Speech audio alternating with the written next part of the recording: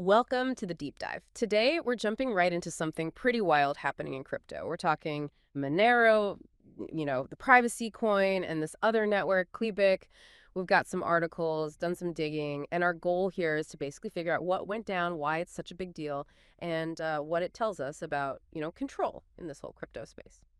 Okay, so let's get into it. This is a really interesting story, kind of a battle over network power. So maybe start with Monero itself. What was the direct impact on them? I read that over like 24 hours, a whole bunch of their blocks, 60 of them just got tossed out, which when you think about it, out of only 720 blocks total in that period, that sounds like a lot. These are called orphaned blocks, right?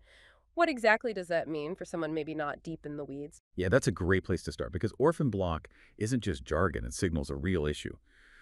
Imagine two different miners find a valid block at pretty much the same time. Both blocks are totally fine, technically correct, but the network, it can only pick one to build on.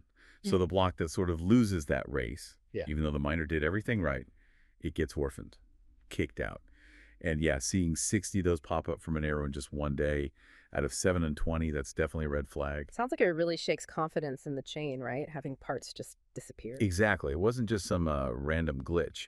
Orphan blocks like that, especially that many, they really attack the idea that the blockchain is, stable and trustworthy. Like you said, it's like pages getting ripped out of a history book. Yeah. It makes people doubt recent transactions. And the context here is key. This spike in orphan blocks happened during what people are calling an attempted 51% attack, apparently by this Qubic network. And the market noticed immediately. Monero's price took a hit, dropped over 8.6%, went from around 276% down to like $247. So yeah, real money, real consequences almost instantly. Okay, so Quebec is behind it. And the method was selfish mining. That sounds, well, selfish. How does that work? What are they actually doing? Right, selfish mining.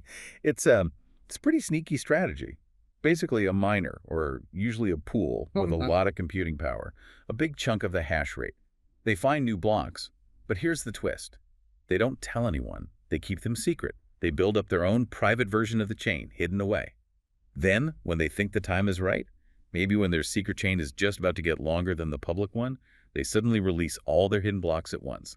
The goal, to make their chain the official one, forcing everyone else to switch. Yeah. And when that happens, all the work the honest miners did on the old public chain during that time, poof, gets orphaned, wasted. It's a way to sabotage other miners and maybe grab more rewards for yourself. Wow. Okay, so they're playing a very risky game, trying to outpace the public network in secret. But why? What's the payoff for Quebec miners? It sounds like a lot of effort and risk. That's where their specific economic attack plan comes in. Yeah. It was. Well, it was cleverly designed, you have to admit, even if it's aggressive. They set it up so their miners could actually earn more by attacking Monero than by just mining Monero normally. So Qubic miners point their computers at Monero, mine the XMR, but then they immediately sell that Monero. Yes. And with the cash, they buy Qubic tokens, QBIC, and then brain them, taking them out of circulation. The key thing, the incentive, was that these miners got paid in QBIC for doing this, and apparently the payout was better than what regular Monero miners were getting. It created this really weird feedback loop. Attack one network to pump up your own, and pay your attackers well to do it. That is really something. Okay, so this whole thing, one group trying to basically take over a network, it sounds exactly like the big fear in crypto, the 51% attack. Oh, can you explain that? Why is that specific number, 51%, so terrifying for blockchain folks? It really is the nightmare scenario, because a 51% attack undermines the whole point of decentralization. It happens when one person or one group acting together, like maybe this Quebec pool, gets control of more than half, just over 50% of the entire network's mining power, or sometimes stake in other systems. And having that majority, it gives you incredible, almost dictatorial power over the blockchain, at least for recent history. You can potentially stop certain transactions from ever getting confirmed. You can reverse your own recent transactions. That's the double spending problem. Right, spending the same money twice. Exactly. Oh. And you can even theoretically try to rewrite parts of the chain, though that gets harder the further back you go. Basically, you break the rules. Zhang Chenming from Slowmist, a crypto security firm, he was pretty direct. He said, this time the 51% attack on Monero seems to have succeeded. But he also added, the cost was also high, and it's unclear what the economic benefits of doing this are in the end. Okay, so one expert thinks it succeeded, but maybe it wasn't worth the cost. That's interesting. And then you have the founder of Qubic, Sergey von Cheklo, actually saying, yeah, we did it. We got 51% over Monero.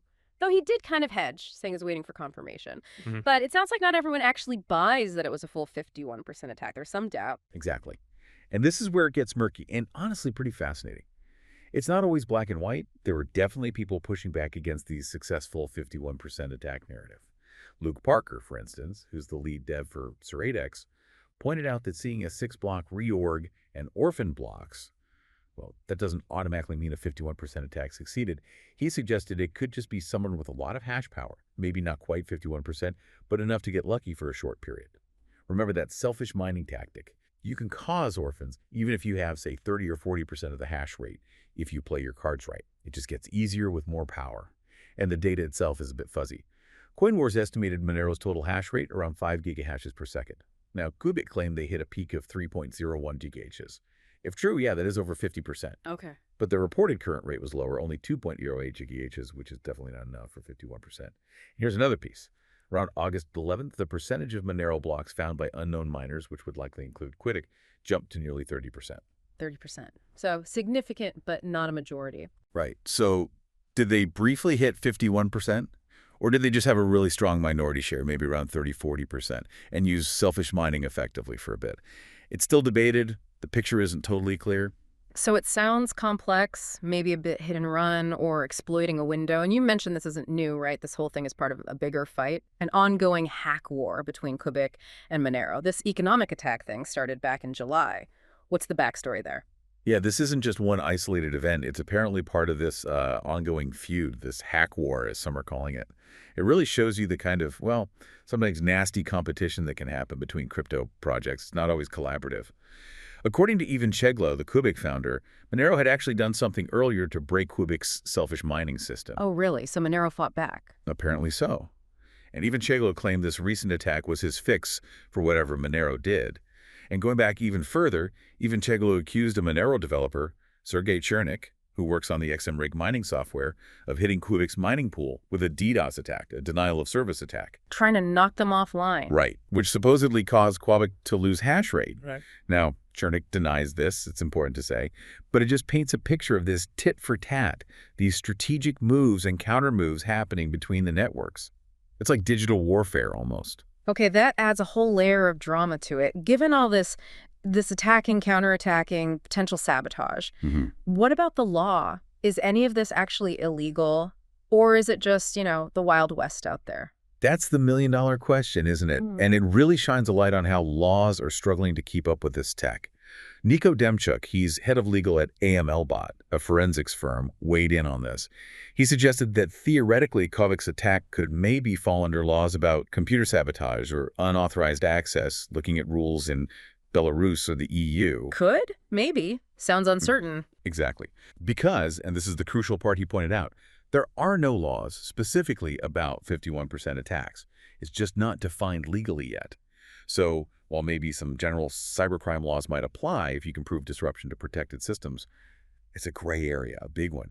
It really makes you wonder, as these kinds of conflicts potentially get more common or sophisticated, how will the legal world respond?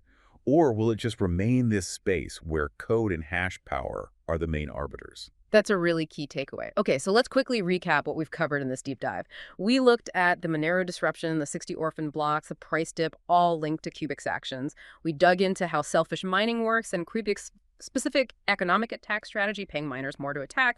We talked about the fear around 51% attacks, what they are, why they're so bad, and then the debate. Did Qubic really pull off a full 51% attack? We looked at the doubts, the hash rate numbers, the expert views. It's complicated.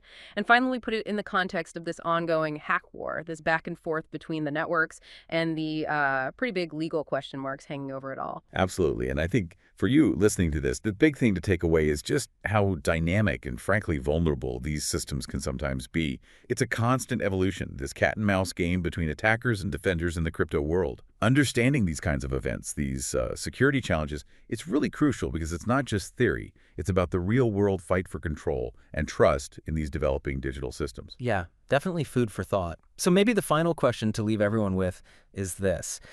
Given that we have these ongoing hack wars like between Qubic and Monero, and laws haven't really caught up yet to things like 51% attacks, what does this whole episode really signal about the future, about security, about maybe even governance in this super complex, growing world of crypto? Something to think about.